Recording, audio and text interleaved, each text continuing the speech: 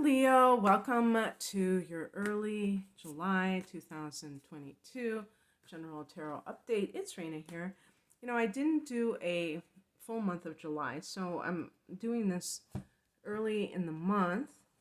I do early, but it's kind of like mid-month type of readings, but this will be the substitute for that.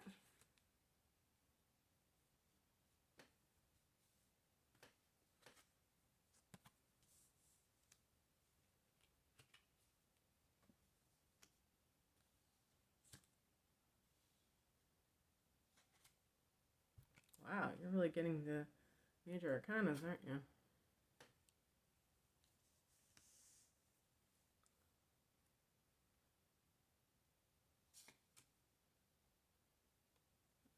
I'm going to pick an additional card here.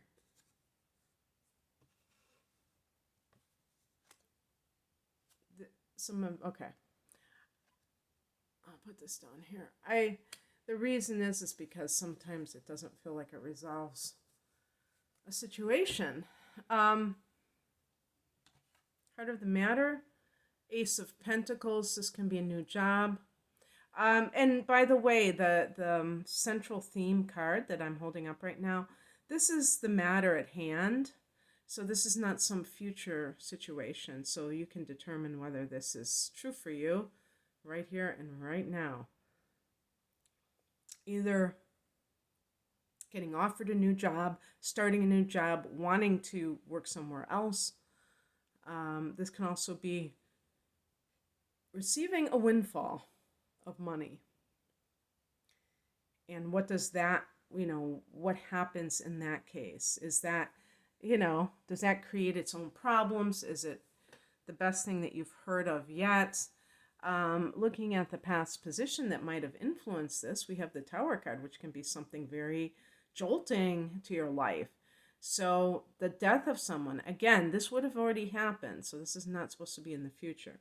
The death of somebody maybe suddenly, and that has, so you're getting, some kind of inheritance or an insurance payout, or that's kind of front and center with what's going on. Job related, you lost your job,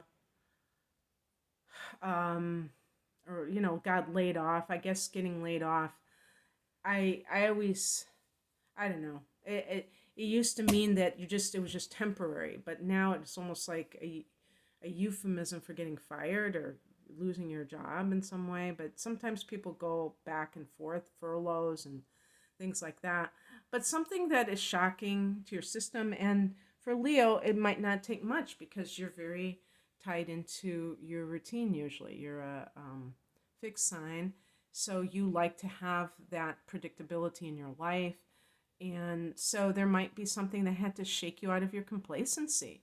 To be honest with you, and the eclipses. Let's see, where would the eclipse have fallen as a Leo? Well, the last eclipse we had was actually in May, and that was in Scorpio, and that was in your fourth house of home and family. So the lunar eclipse, but you had a solar eclipse back in the end of April, and that was in your 10th house of career. So that might have been this might be talking about that situation, because it doesn't have to be on that date when that thing happens. But with eclipses, it can feel like the Tower moment, where it's, even if it's a solar eclipse, which is supposed to be bringing in a lot of new opportunities, what has to happen first? Some things have to end. And so it's kind of like change. That's what we can boil down eclipses to.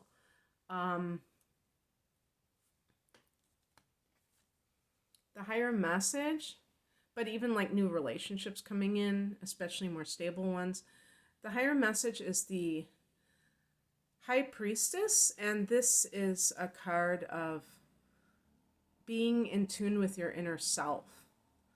So be still and know. And And that means that you realize, I'm getting distracted by the person who doesn't have a muffler. And now the train came. But tuning into something higher than just um, your mundane mind or your, in your past conditioning of what should be.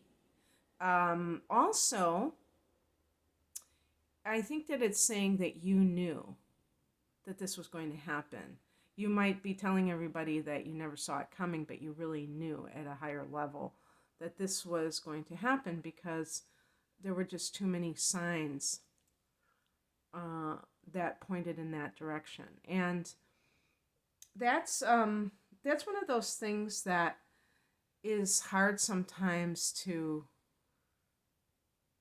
kind of cope with, because we want to promote the narrative that it's just like, why, it's kind of like we're being blindsided about something. Also, I feel like the high priestess, because it's associated with spirituality, maybe whatever it is that you're doing, Leo, that you're meant to go in a different direction that has more of a spiritual theme to it.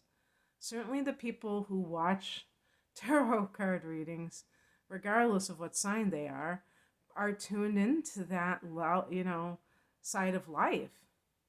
And if you've been doing something that maybe it's been financially lucrative, but it hasn't been necessarily fulfilling to your soul, this might be kind of showing that. And maybe that's why the tower situation happened, because it's trying to redirect you. What crosses you is the Empress. This is a card connected to Venus, and it's signed Taurus and Libra.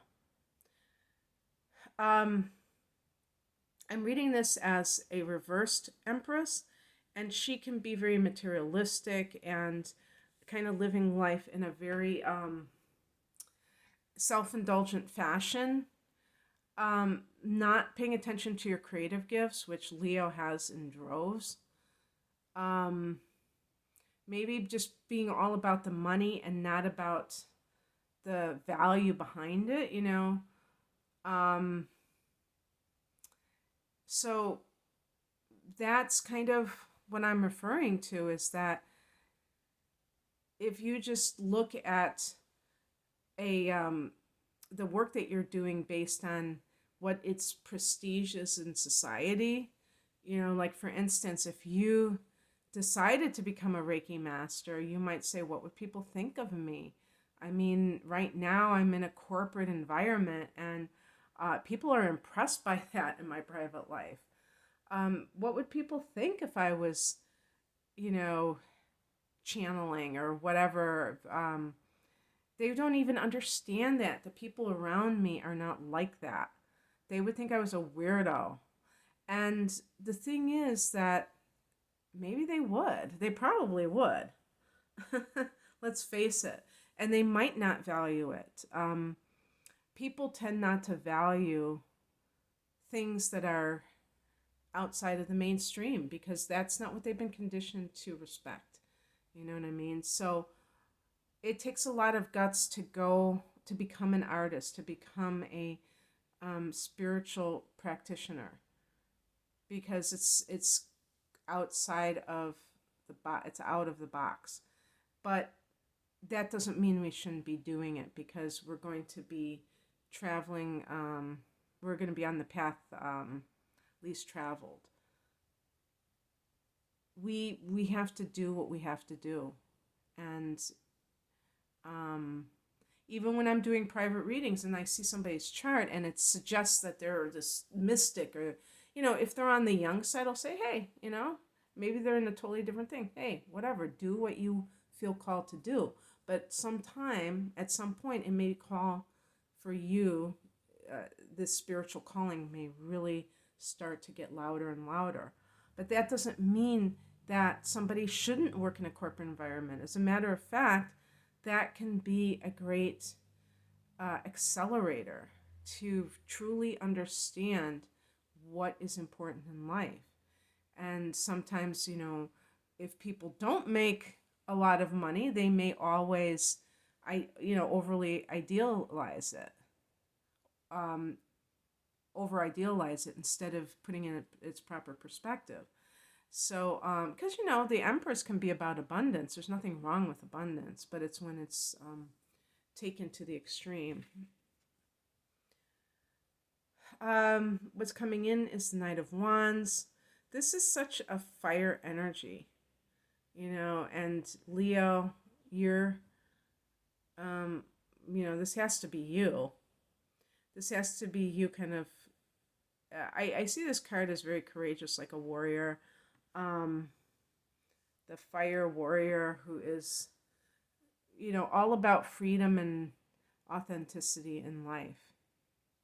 And I think that's another very important point. If you are an artist in your soul and you're an accountant by trade, um, and you just feel like it doesn't work anymore, having the courage to do something that seems like foolish or strange. Obviously, I don't just believe in courage. I believe that you have to have some kind of infrastructure. You have to know how you're going to pay your bills. I really am not. I'm a lot more practical than that. But I feel like a lot of Leo people can do both. That they're very capable of paying their bills and pursuing their passion, having a passion project. I like that term that I recently have encountered, passion project. This is the reason. These are the outcome cards, and I wanted to, they're both, sword cards, but the first one is the Ten of Swords. This is a card of betrayal. But the other thing was, and I thought about, I think in the future I may just stop with this card and not, I automatically pick another card if I get this as the outcome card, because I just think, damn, I don't want to say, okay, you're going to get betrayed. Okay, have a nice day. But it's not really like that, because it can be the end of a cycle, like you're hitting bottom and you're going to come back up. Have you ever had a period in your life where it felt like a dark season, and then you could see the light, that something was turning and that you knew that you were coming out of it? That's kind of what I'm referring to with this card. Doesn't mean that somebody is necessarily, some other individual is betraying you in some way, but it certainly can be. But just that you may feel that God has betrayed you, or the universe, and you might have said, why is this happening to me right now? And actually, this season for you is 12th house season, Leo. So this is, that's another thing too. This is like the end of a cycle. And that's what the 12th house is in astrology. It's the last house in a cycle. And then when you have your solar return at the end of July, or, officially on your birthday, or the degree when the sun is at the degree of your birthday, which might not be on your actual birthday, might be a day before, a day after, but that whenever that time happens, that will be when the sun comes into your first house, okay, or your rising sign if you're listening for that. And that means it's out of that karmic 12th house, and a new cycle is born. So this may be kind of cleaning up the past solar cycle. Maybe there's new things that you need to learn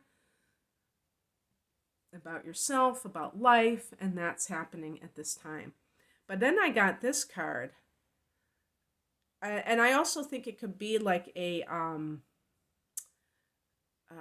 what do they call that? Like when it's like a cautionary tale.